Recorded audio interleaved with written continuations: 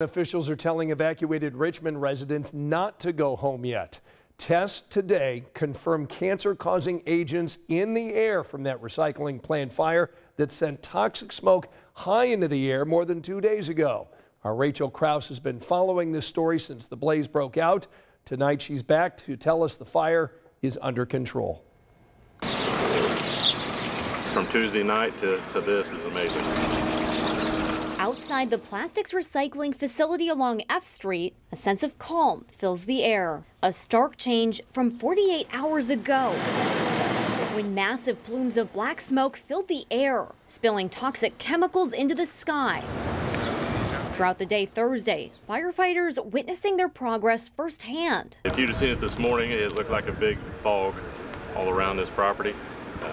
By 8:30, 9 o'clock, it was starting to lift with the weather helping us. And then as we got in there to extinguish the fire, things started lifting. Richmond Fire Chief Tim Brown says they now have the fire under control. Aerial views helping them reach this point so quickly. The drone has helped quite a bit.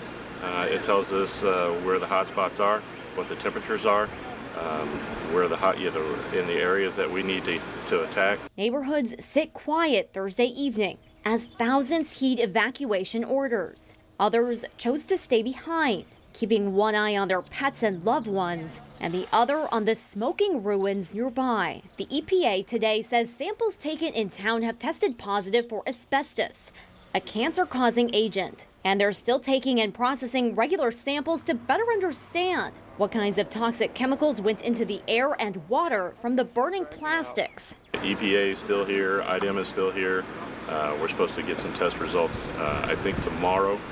So we'll be able to make a determination whether we still have to shelter in place or shelter elsewhere, or whether we can let everybody return to their homes. Even with the fire now under control, Brown says they'll have crews out until at least Saturday morning to put out any hot spots that pop up in the debris. Brown says he and his team are exhausted, but so proud of the work they've done here over the past 2 days. They worked and worked and worked themselves to death just to get this thing taken care of. They weren't going to give up. And tonight we're asking why this site was never cleaned up. 13 Investigates found a letter sent back in 2020 telling the owner to clear out the facility immediately.